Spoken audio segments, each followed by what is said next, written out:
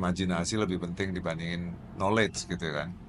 Dan itu benar sekali gitu. Jadi kita ini memang harus berimajinasi gitu ya. Kita Indonesia sebenarnya rada-rada telat sih terhadap fenomena kebangkitan lokal ini. Kenapa bisa dibilang agak telat gitu, Pak? Ya karena ketika ini terjadi katakanlah di Amerika atau di Australia atau di negara-negara Skandinavia, Korea segala macam, kita masih seru dengan brand asing gitu. Justru ngeri adalah ketika kita tidak menguasai lokalitas itu, lokalitas kita dikuasai oleh orang lain. Kan itu kan, M-Block salah satu tempat musik-musik indie atau band-band indie itu tampil gitu ya. Salah satu hasilnya adalah Perunggu. Perunggu itu lahir dari ruang-ruang atau lab M-Block yang teman-teman M-Block menyebutnya sebagai emerging showcase. Oke, silahkan Bapak. Thank Selamat you, terima datang kasih. Bapak di Good Talk. Senang Ya, sekali bisa bertemu dengan Pak Handoko di rumah adatnya warga Jakarta Selatan gitu ya, ya. rumah adatnya anak hits Jakarta Selatan gitu. Nah, kalau di Good Talk ini kita biasanya punya tradisi khusus gitu ya Pak. Jadi sebelum kita ngobrol-ngobrol lebih dalam, kita mau ngajak Bapak untuk trivia Indonesia. Jadi kita mengukur seberapa Indonesianya sih Pak Handoko gitu Waduh, ya. tes ini ya. Pertanyaannya nggak banyak Pak sebenarnya. Se-Indonesia apa? Iya betul, Ya, cuma 5 pertanyaan gitu ya. Bapak udah ready? ya ready. Oke, kita masuk ke pertanyaan pertama. Di kota manakah titik paling tengah Pulau Jawa? A. Wonosobo, B. Ambarawa, C. Salatiga. Salatiga ya kayaknya. Oke, kita simpan dulu pertanyaannya. Kita lanjut ke pertanyaan kedua.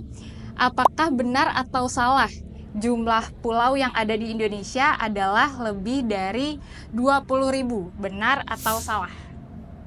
Benar. Oke, kemudian pertanyaan ketiga, perusahaan tertua di Indonesia adalah A. Bio Farma, B. Pos Indonesia, C. Jamu Ibu. Bio Farma. Oke, Jangan-jangan salah semua nih saya jawabannya. Sulit banget. terus sisa 2 pertanyaan lagi Iya, Pak, masih iya. ada 2 kesempatan. Yang keempat, kota terbesar kedua apa yang terletak di Pulau Jawa yang pernah menjadi pusat perdagangan penting pada abad ke-18 dan ke-19? A. Surabaya, B. Jakarta, C. Bandung. Terbesar kedua. Surabaya. Oke, kemudian lanjut ke nomor 5 yang terakhir, semoga bisa benar. Berikut ini merupakan bandara di Indonesia yang berstatus internasional, kecuali A. Bandara Jenderal Ahmad Yani, Bandara Kertajati, C. Bandara Kuala Namu. Yang kecuali Pak, yang udah bukan berstatus internasional.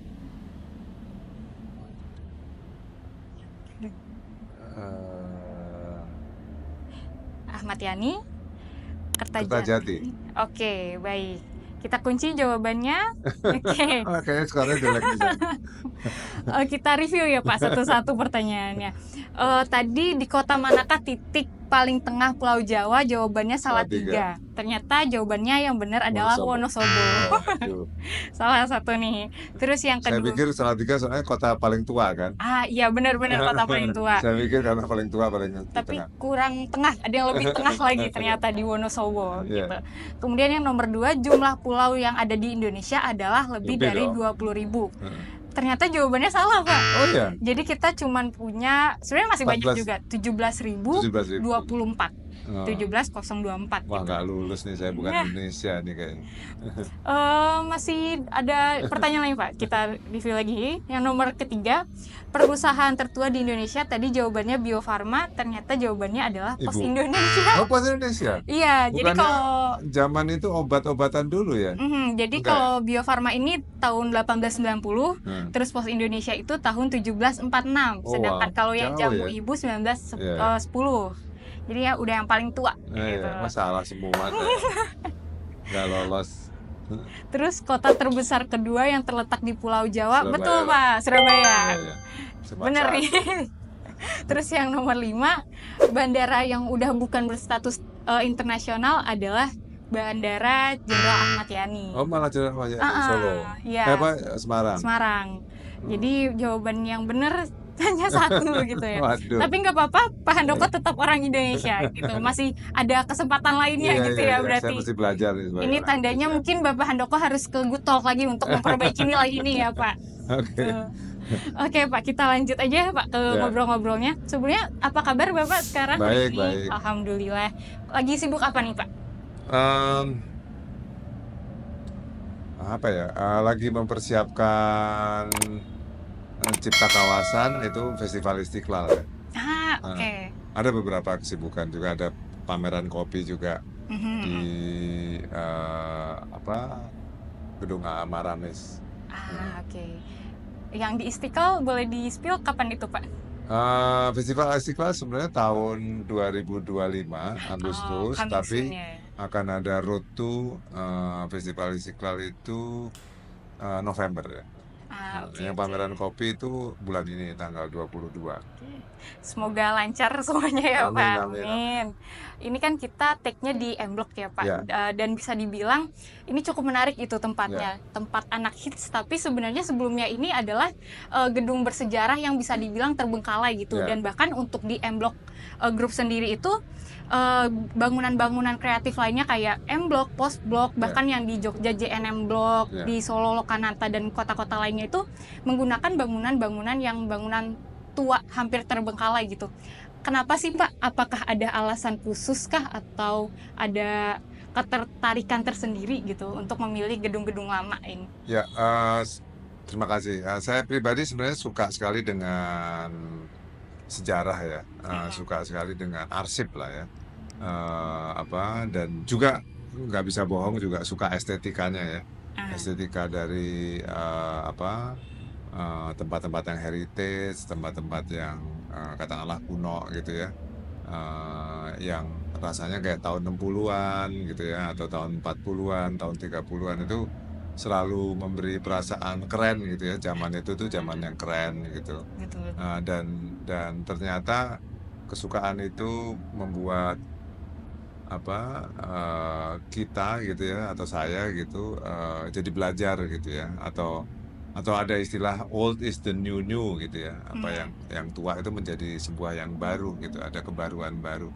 Nah, dari situ ternyata keasikan itu bergulir gitu ya, dari tempat yang tadinya tempat kalau M Block itu percetakan uang, atau mungkin secara spesifik dulu tempat anak Jaksel nongkrong Blok M gitu kan, nggak cuman perurinya tapi atau percetakan uangnya, tapi juga kawasan Blok M yang berjaya di tahun 80-an, 70-an gitu, rasanya keren banget gitu ya. Lokananta juga dulu berjaya di tahun 60-an gitu ya, atau tahun 50-an bahkan, itu rasanya keren gitu. Jadi ada sesuatu yang berhubungan dengan arsip itu ternyata potensinya sangat besar. Berarti bisa dibilang menghidupkan kembali gitu ya Pak, hitsnya di tahun 80-an, 60-an gitu ya Pak. Oke. Untuk sosok Pak Handoko sendiri kan bisa dibilang sangat lekat gitu ya dengan yang namanya kekuatan lokalitas gitu, sering banget mention terkait potensi kekuatan lokalitas untuk membentuk suatu identitas baik secara personal ataupun untuk sebuah produk gitu. Untuk Bapak Handoko sendiri memang memaknai definisi lokalitas itu kayak gimana sih Pak? Ya, jadi saya sebenarnya lahir di zaman yang berjayanya brand-brand asing itu sangat luar biasa ya, kayak pengaruh brand-brand asing yang kayaknya dari ujung rambut sampai ujung kaki itu kita pakai semua gitu ya. Dan itu kita lewatin, mungkin saya pribadi sangat merasakan gitu ketika saya kuliah gitu ya, atau ketika baru kerja gitu. Itu kan merajalela lah gitu ya, bisa dibilang. Tapi kan saya juga menjadi saksi bahwa ternyata berubah. Justru munculnya brand-brand lokal atau jenama lokal di luar negeri. Bahkan sekarang juga masih berlanjut gitu, kebangkitan yang lokal-lokal, dari brand-brand fashion juga, atau katakanlah apalagi kalau kita ngomong yang berhubungan dengan lifestyle ya, tempat nongkrong, kafe, atau restoran chain gitu ya, chain besar, itu berubah. Dan Itu juga terjadi di Indonesia dan itu menurut saya sebuah kesempatan di satu sisi dan juga ternyata sentimennya memang sudah berubah gitu. Jadi memang karena saya backgroundnya orang marketing ya pasti saya harus mengikuti dan menikmati zaman itu gitu Iya ya. Dan benar. sekaligus ini kayak jadi alat perjuangan lah gitu ya bahwa lokalitas memang harus sudah menjadi tuan rumah gitu dan kita Indonesia sebenarnya rada-rada telat sih terhadap fenomena kebangkitan lokal ini. Kenapa bisa dibilang agak telat gitu, Pak? Ya karena ketika ini terjadi di katakanlah di Amerika atau di Australia atau di negara-negara Skandinavia, Korea segala macam, kita masih masih seru dengan brand asing gitu. Jadi saya bilang tren ini kurang direspons cepat oleh pelaku-pelaku lokal gitu ya, terutama pelaku-pelaku kreatif, sehingga kita jadi ketinggalan gitu dibandingin nggak usah jauh-jauh dibandingin sama Thailand gitu misalnya. Iya Jadi benar-benar. kita kurang kurang tanggap gitu. Jadi kita tergila-gila asingnya terlalu lama menurut saya. Itu yang membuat kita harusnya lebih cepat lah gitu. Kira-kira untuk menyusul negara-negara lain terkait lokalitas itu butuh berapa tahun lagi sih Pak untuk Indonesia supaya bisa menyusul mungkin Thailand, Korea, dan negara lain? Harusnya kita harusnya berlari cepat ya. Sekarang kan sudah terasa lah. Sekarang sudah Iya. terasa. Saya nggak bisa bilang bahwa atau menyesali gitu ya keterlambatan ini. Tapi intinya adalah eh, sekarang ini faktanya tidak bisa dielakkan lagi. Kita harus ke lokal. Kenapa? Karena juga banyak kondisi-kondisi yang menyertai ya. Contoh isu lingkungan misalnya. Mm-mm. Isu lingkungan itu memaksa kita untuk mengapresiasi lokalitas karena hubungannya sama konvensi-konvensi internasional. Contoh misalnya pembuangan gas buang gitu ya. Mhm. Itu kan mulai dipermasalahkan. Iya. Jadi dengan hal yang hubungannya sama nature, sama alam yang dipermasalahkan atau menjadi konvensi yang menjadi apa istilahnya traktat gitu ya, menjadi Mm-mm. perjanjian-perjanjian internasional, mau tidak mau itu memaksa pelaku-pelaku bisnis, pelaku politik, aktivis itu mau nggak mau dalam bentuk policy harus ke lokal. Itu di Mhm. satu sisi, Benar. dalam konteks nature. Di sisi lain adalah teknologi. Karena teknologi, misalnya AI gitu ya, Iya. AI juga mau tidak mau bicara tentang lokalitas. Hero-hero lokal, misalnya kayak imajinasi-imajinasi lokal, suku ini, pakaian adat ini, segala macam digali terus. Jadi tidak terelakkan gitu. Lokal itu tidak terelakkan. Yang saya justru ngeri adalah ketika kita tidak menguasai lokalitas itu, lokalitas kita dikuasai oleh orang lain, kan itu kan. Iya Tapi benar-benar. kalau lokalitas sudah pasti, karena kita bisa rasakan bahwa brand-brand asing pun juga berkolaborasi dengan hal yang lokal gitu ya. Kita nggak usah sebut brandnya ya, Iya, tapi iya akan benar. semakin lokal gitu. Berarti akan mau nggak mau terpaksa melokal gitu ya. Ya kondisinya Pasti akan akan. isu lokalitas itu akan sangat kuat, Oke, akan siap. sangat kuat. Nah, terkait lokalitas sendiri kan hampir semua jenama lokal ini pengen banget gitu ya Pak, produknya atau karyanya itu bisa menembus kancah global atau istilahnya go internasional. Tapi menurut pandangan Bapak, apa sih yang sebenarnya tujuan utama untuk memperkuat lokalitas ini? Apakah go internasional kah yang menjadi tujuan utamanya atau ada hal lain gitu untuk menjadi tujuan utama dari lokalitas ini? Ya, menarik ini pertanyaannya. Jadi kalau menurut saya kalau saya pribadi sih merasa tidak terlalu perlu ya apa untuk go global gitu ya karena isu lokalitas memang juga kuat. Jadi sebenarnya memperkuat cerita lokalitas itu sudah cukup. Rasa memiliki lokalitas itu menurut saya sudah cukup karena itu otomatis akan apa namanya terekspos keluar juga gitu. Karena kan yang paling penting kan justru sebenarnya bukan jualan lokal keluar, tapi rasa memiliki lokal itu harus menjadi sangat kuat gitu. Kita harus jaga lokalitas. Karena kalau lokalitas itu kan bukan hanya brand ya, bukan hanya jenama. tapi juga misalnya sourcing gitu kan. Bahan baku lokal ini kan harus Benar-benar di apa ya, berdayakan. di ekosistemnya harus dibangun. Kan itu lebih penting sebenarnya menurut saya. Jadi lokalitas itu bukan sekedar brand Indonesia ada di luar, tapi justru bagaimana kita merawat narasi-narasi, nature, indikasi geografis, intellectual property lokal ini untuk dibangkitkan. Sebenarnya itu lebih esensinya. Bagaimana kita tadi, makanya di pembukaan saya bilang soal arsip ya. Arsip-arsip lokal ini gimana dihidupkan gitu, dihargai. Itu menjadi lebih penting dibandingin sentimen brand lokal gitu, Iya, atau iya, jenama iya. lokal gitu. Berarti memang tujuannya adalah bangkit gitu ya Pak intinya. Betul, dan Membangkitkan. bagaimana ekosistemnya ini menguat kan sebenarnya kan. Mhm. Bagaimana kebanggaan kita sebagai katakanlah kita memiliki biodiversity gitu ya Betul. misalnya ya. Kita memiliki sourcing yang begitu kuat gitu kan. Itu kan Mhm. lebih penting Benar, benar, untuk benar. kita kita bangun gitu bahwa kita harusnya bangsa petani gitu kan. Kita harusnya bangsa makers.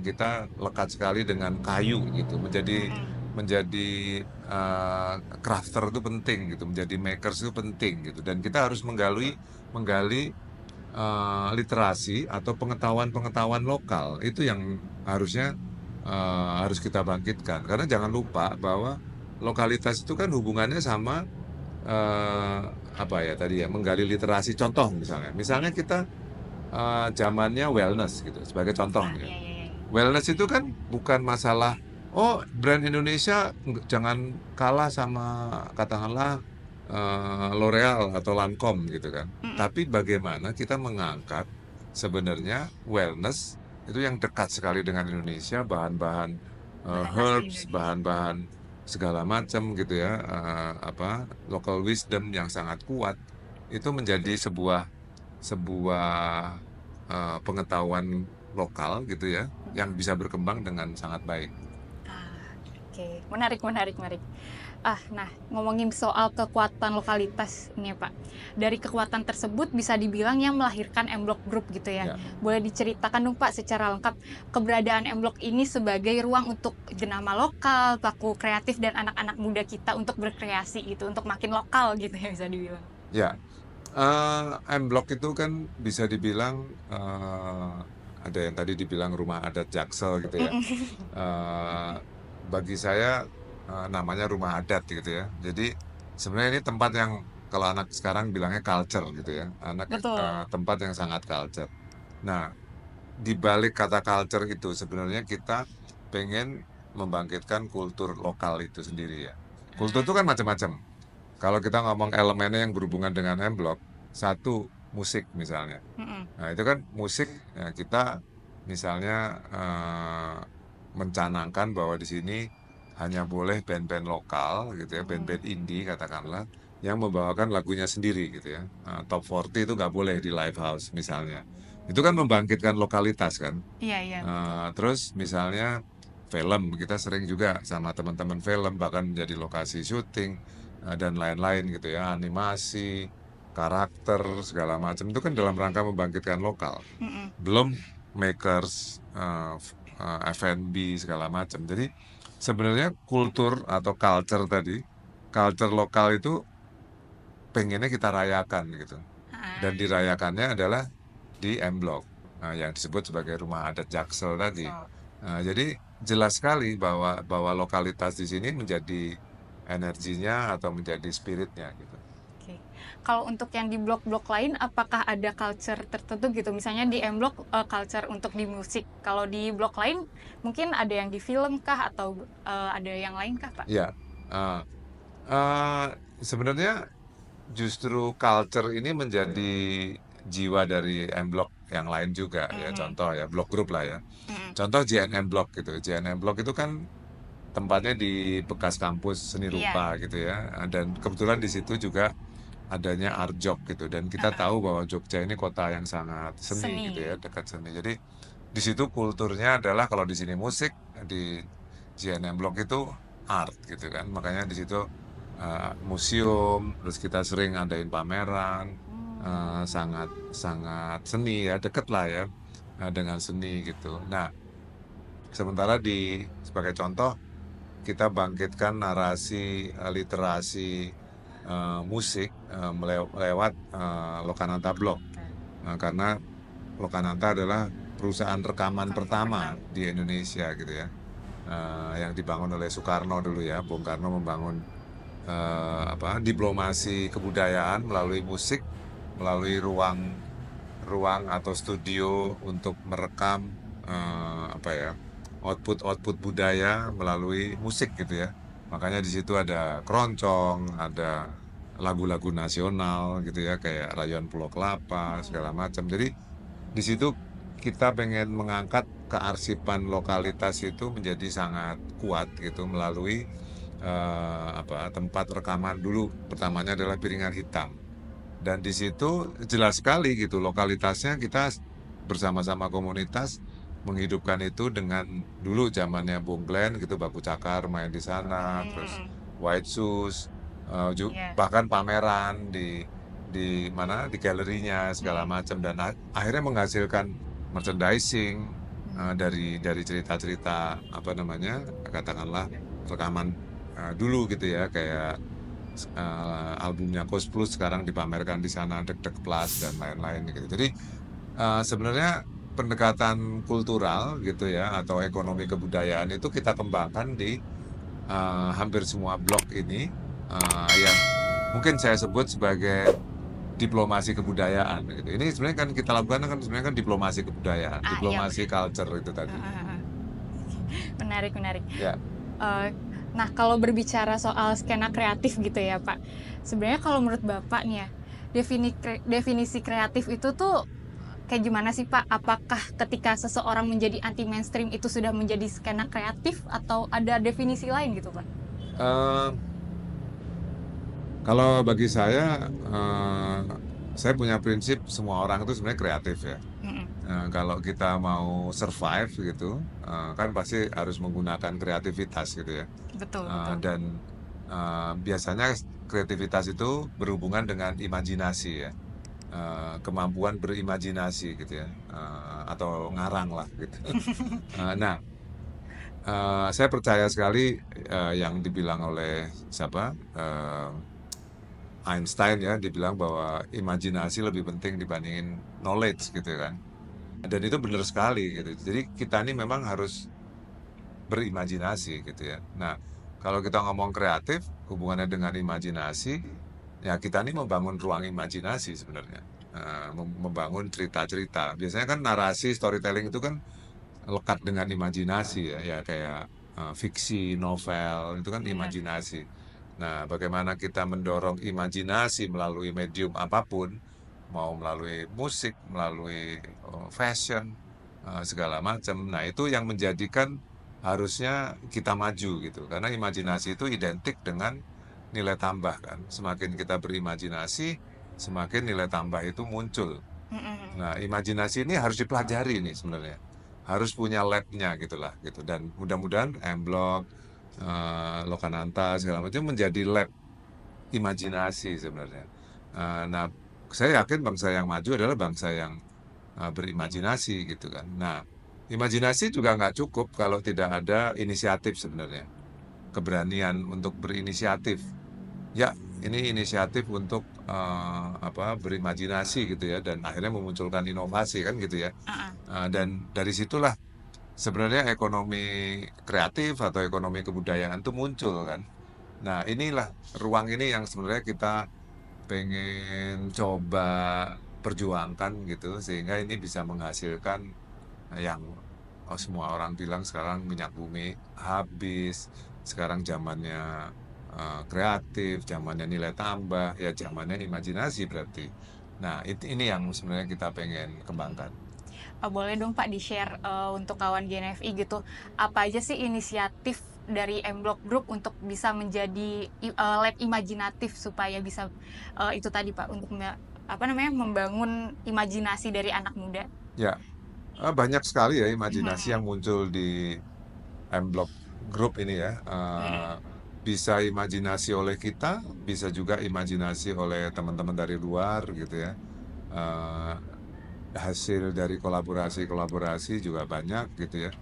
Sebagai contoh ya, ini yang belum lama ini kita ada event namanya M-Block Fest ya, M-Block Festival, M-Block Design Week.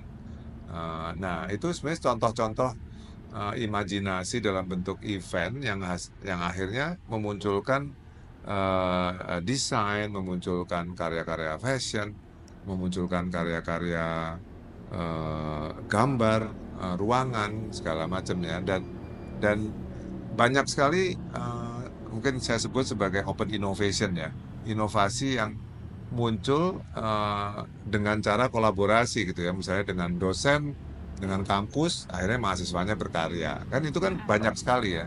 Jadi kita ini perlu tadi muncul lab ya, lab Iya. spirit lab gitu, sehingga ada ruang berlatih lah sebenarnya, yang akhirnya bisa menghasilkan sesuatu. Sebagai contoh misalnya, tadi saya cerita soal band ya, tempat M-Block salah satu tempat apa musik-musik indie atau band-band indie itu tampil gitu ya. Mm-mm. Dan apa salah satu hasilnya adalah perunggu. Perunggu itu lahir dari apa ruang-ruang atau lab M-Block yang teman-teman M-Block menyebutnya sebagai emerging showcase gitu ya. Showcase. Jadi Oh, band-band baru yang mau showcasing lagunya sendiri itu lazim sekali di M-Block. Dan itu akhirnya iya iya iya. memunculkan ya teman-teman kayak perunggu gitu ya. Jadi sekali lagi tanpa eksekusi sebenarnya kita nggak akan bisa menghasilkan sesuatu gitu. Jadi inisiatif untuk mengeksekusi sesuatu eksperimentasi, sesuatu apa ya karya dengan pembelajaran yang apa intensif gitu itu penting Mm-mm. banget. Karena kan misalnya sebagai contoh M-Block juga melalui Mas Wendy sebagai salah satu co-founder bikin semacam kelas-kelas gitu ya untuk emerging musician gitu ya atau band gitu ya. Yang ngajar ada siapa Bara Suara, ada Endah Resa, ada Oh Mas wow. Faris RM. Itu salah satu bentuk bahkan ngajarin tentang IP, disiplin intellectual Ah, property, Mas Chandra Darusman. Ada lawyer juga yang menguasai intellectual property gitu ya, dan juga salah satu co-founder misalnya Mas Yakob, dia sering bekerja sama dengan kampus-kampus untuk soal desain, mendesain ruangan, mendesain sesuatu yang ramah lingkungan, sustainable, daur ulang gitu ya, daur rupa segala macam. Jadi menurut saya banyak yang dilakukan oleh M-Block, oleh stakeholdernya gitu. Dan menurut saya harusnya lebih banyak lagi, dan ini bisa dilakukan secara apa ya ekosistem, eh, beberapa stakeholder mm-mm. saling memperkuat. Betul. Jadi semua stakeholder harus saling bekerja sama dan Iya, bergandengan gitu iya ya, Pak. betul. Masih ngomongin soal imajinasi nih, Pak. Terkait kekayaan lokal kita kan kita udah kaya banget gitu ya, Pak, soal kekayaan lokal dan punya banyak cerita dan bisa dibilang nilai plus gitu. Nah, gimana sih, Pak, caranya untuk menjelajahi kearifan lokal kita supaya bisa menjadi sumber inspirasi, sumber imajinasi kita dan sumber inovasi? Ya, eh, sebenarnya imajinasi itu penting, termasuk untuk membangkitkan kesadaran tentang kekayaan kita. Mm-mm. Karena kekayaan kita kelihatannya eh, katakanlah melalui literasi yang resmi, katakanlah di sekolah atau di bahasan-bahasan konten pada umumnya itu menurut saya sangat miskin ya. Dalam arti di sekolah kita nggak pernah diajarin bahwa setahu saya nih, misalnya bahan parfum itu adalah nipah gitu Oh misalnya. iya, bener. Nggak pernah Nggak diajarin. pernah diajarin Nggak ya. pernah. Saya paling tidak merasa tidak pernah diajarin. Mhm. Terus obat-obatan kita itu dari biodiversity di hutan-hutan di Kalimantan Mhm, misalnya. mhm. Dan kenapa? Kelemahannya adalah akhirnya ketidaktahuan kita itu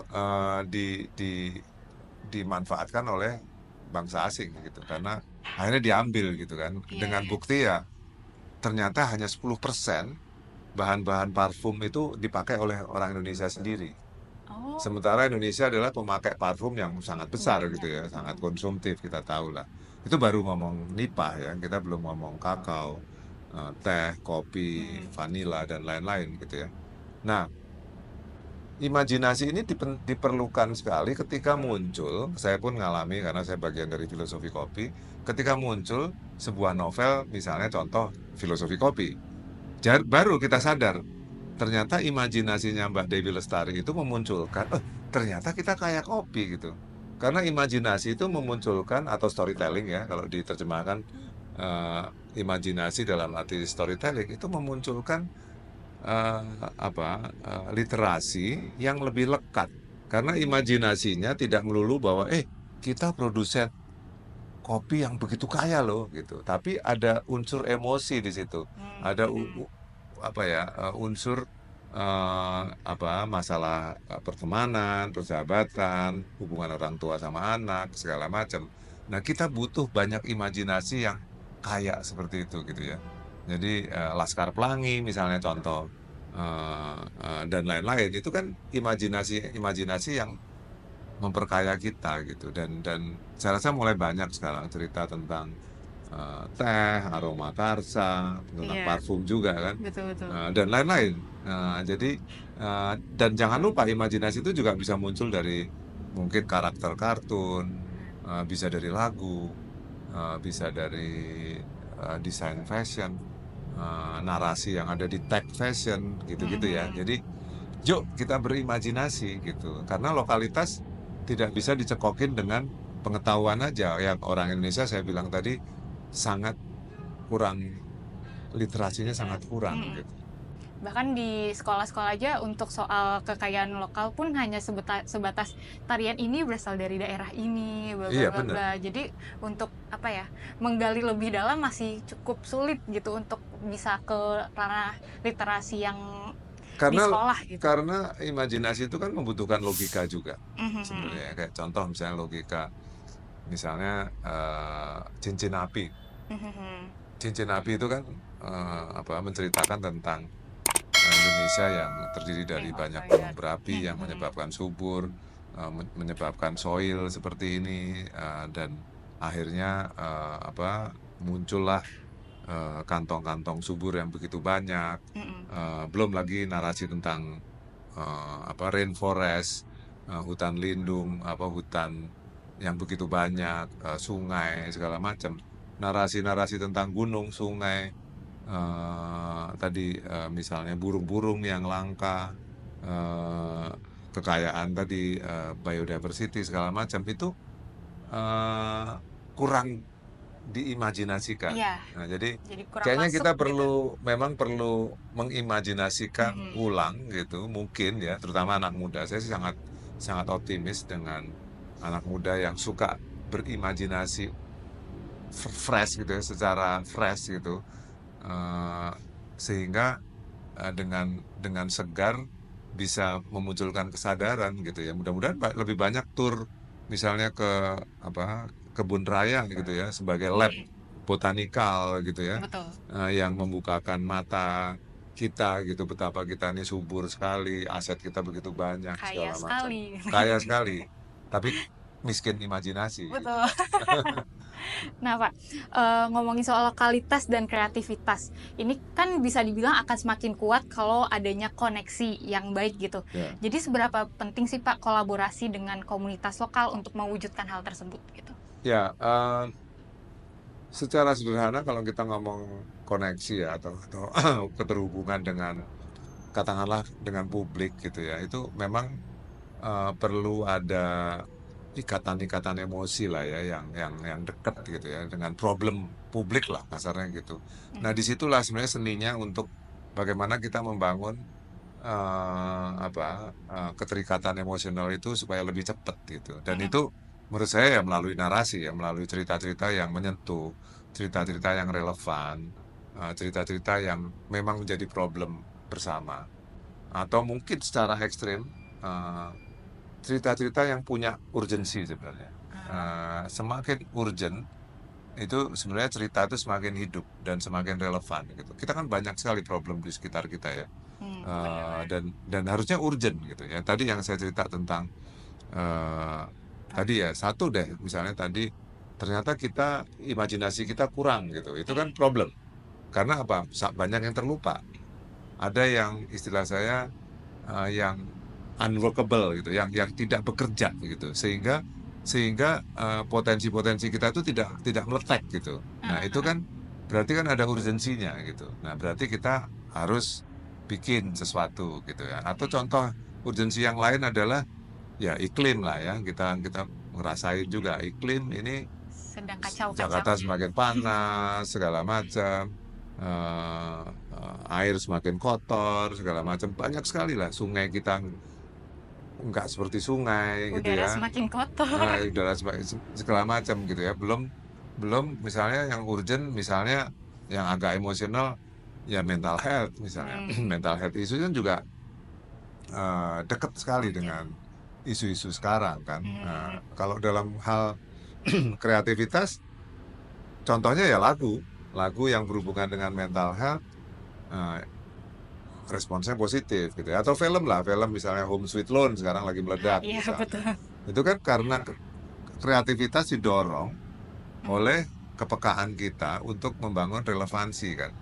Nah itu disitulah pentingnya imajinasi yang hubungannya dengan kapan nyampe dan relate dengan permasalahan kita, dan akhirnya memunculkan energi positif untuk memecahkan masalah itu kan sebenarnya. Lokalitas itu kan sebenarnya kan harusnya muncul seperti itu, bukan gaya-gayaan karena lokal lebih keren atau kualitasnya lebih bagus. Ada hal-hal yang sebenarnya urgent untuk dipecahkan gitu. Berarti benar-benar lokalitas bisa menarik hal emosional untuk menyelesaikan hal-hal urgent gitu ya, Betul. Pak? Ya tadi contoh film tadi ya, misalnya Home Betul. Sweet Loan.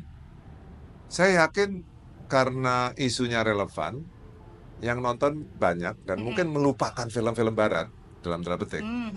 Karena conversation publik atau calon penonton menjadi ketarik dengan sesuatu yang relevan dan lokal. Lokalnya apa? Problem. Lokalnya adalah problem ketika ternyata kita generasi sandwich, ada yang macam-macam ya analisanya ya. Tapi itulah lokalitas. Kenapa saya sangat optimis dengan lokalitas? Karena kita hidup di sekitar lokalitas itu gitu. Kan akhirnya kan kalau zaman saya dulu sebagai perbandingan itu masih sentimennya seperti ini. Saya nggak mau nonton film Indonesia jelek. Jadi saya mau nonton film Hollywood barat gitu ya. Atau minimal film Hong Kong deh gitu misalnya. Kan zaman dulu kan begitu kan. Sentimennya sentimen apa ya, tidak relevan sebenarnya, karena dulu parah banget kita gitu kan. Sekarang kan zaman lokalitas ini kan menjadikan problemnya problem teritorinya teritori yang lebih intim kan, karena problemnya di sekitar kita gitu. Saya harus nonton Home Sweet Loan karena itu kayaknya masalahnya Hampir mirip masalah nih sekitar sama mirip saya. deh, kita ngalamin nih gitu. Iya kan? Iya, Bukan benar-benar. dorongannya bukan karena film Indonesia tuh nggak kalah sama luar negeri. Produksinya film luar negeri misalnya kosnya segini, kita sekarang nggak kalah loh. Studio-studio kita ini besar kan, nggak gitu kan. Tapi secara emosional relate. Betul. Itu kekuatannya sebenarnya. Menarik. Nah ini Pak, kita masuk ke segmen ke netizen bertanya gitu ya. Jadi kemarin kita sudah nge-share Instagram story di Instagram story-nya GNFI, dan ada beberapa netizen yang bertanya nih, kepo soal Bapak gitu ya. Kita rangkum menjadi 3 pertanyaan gitu ya Pak. Kita mulai dari pertanyaan pertama dari @juang_m_nugraha. Apakah ada rencana pembangunan blok-blok baru di kota besar lainnya Pak?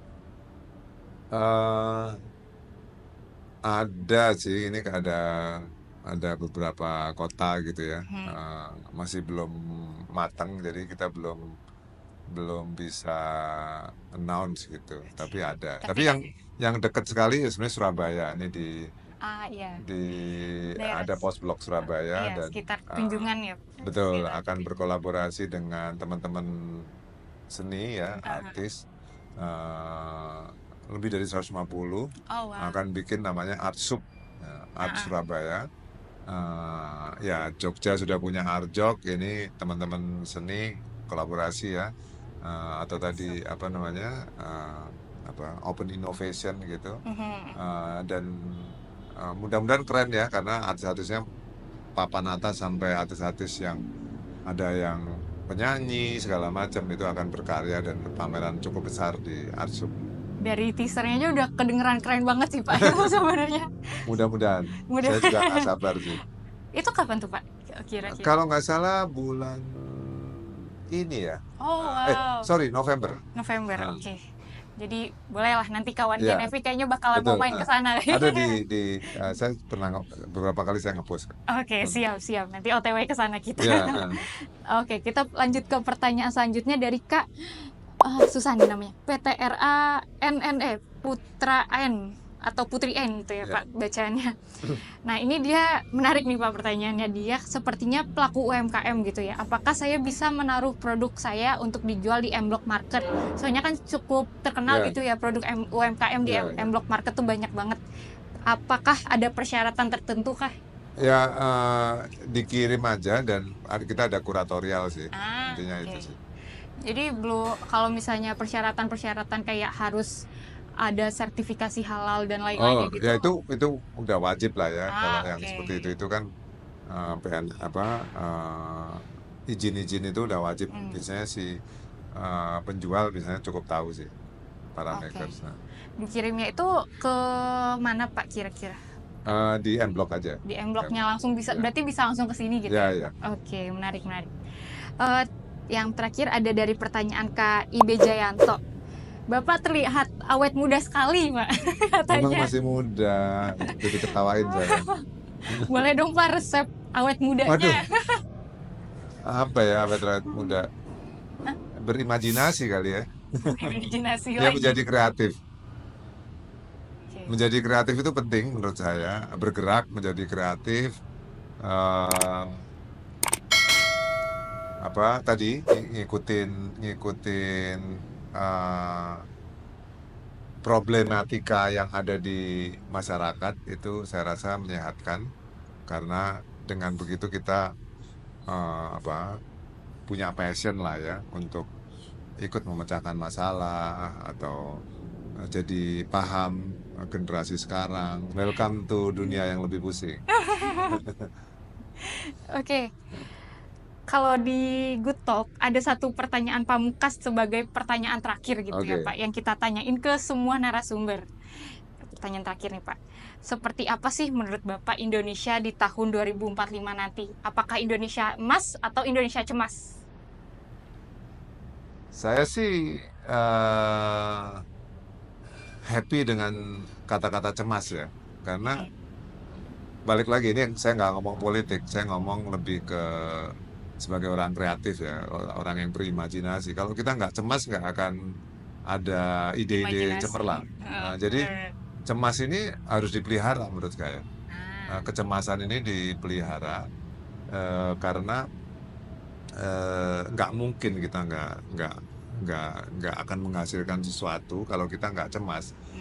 Jadi dengan cemas kalau mau disimpulkan, kita akan mungkin akan meraih zaman keemasan itu. Dalam arti gini, sekarang apa sih emas itu gitu? Kalau saya ya emas, karena saya kebetulan di kopi juga. Kopi itu dibilangnya sebagai black gold. Gold emas itu kan sebenarnya kan sebuah patokan kegemilangan atau sesuatu yang harganya mahal lah, katakanlah gitu ya. Jadi kalau Indonesia emas, saya ibaratnya Indonesia yang bernilai sekali gitu ya. Nah, Indonesia yang bernilai itu menurut saya akan tercapai kalau kita menemukan nilai-nilai yang sebenarnya gitu ya. Dan nilai-nilai sebenarnya itu dalam keadaan yang mencemaskan menurut saya. Bukan karena angka, growth, segala macam, nggak apa-apa itu mungkin pendekatan ekonom. Tapi pendekatan imajinasi harusnya kecemasan itu dipelihara untuk emas yang sebenarnya, mau itu black gold, mau blue gold, mau apa gold itu didapat ya. Blue gold kan misalnya langit biru dihasilkan oleh hutan-hutan di Indonesia gitu ya. Atau blue gold misalnya dari indigo gitu misalnya. atau black gold dari kopi gitu ya, dan lain-lain. Banyak loh gold yang lain yang warnanya nggak seperti emas. Nah, itu yang harusnya kita cari menurut saya. Kalau enggak, ya kita hanya berimajinasi Indonesia emas, tapi jangan-jangan materialistis aja gitu, dan akhirnya nggak membahagiakan juga gitu. Jadi keemasan yang sebenarnya itu harus dicari. Berarti intinya kita semua harus cemas supaya Harus bisa cemas. berimajinasi untuk mencapai emas itu. Iya, gitu ya. benar, harus cemas. Harus cemas. Nggak mungkin. Banyak sekali kalau jargon-jargon atau buku-buku kreatif yang siapa itu sastrawan itu yang yang suka teater itu juga intinya adalah kan coba terus akhirnya berhasil gitu kan, kurang lebih gitu kan ya. Ini kan cemas emas gitu lah kasarnya kalau mau ditulis gitu kan. Tapi kita jangan berimajinasi terpesona oleh emasnya gitu. Jadi justru kita harus terpesona oleh cemasnya gitu. Oke, luar biasa quotes-nya. Cemas emas. Nah, gitu. cemas sehingga Oke, keren. Oke, terima kasih banyak Pak Handoko atas waktunya. Sama-sama. Udah sharing-sharing nih sama kawan GNFI. Semoga bisa bermanfaat. ketemu lagi di Good Talk selanjutnya. Oh iya, terima kasih. Terima kasih banyak Bapak. Thank you.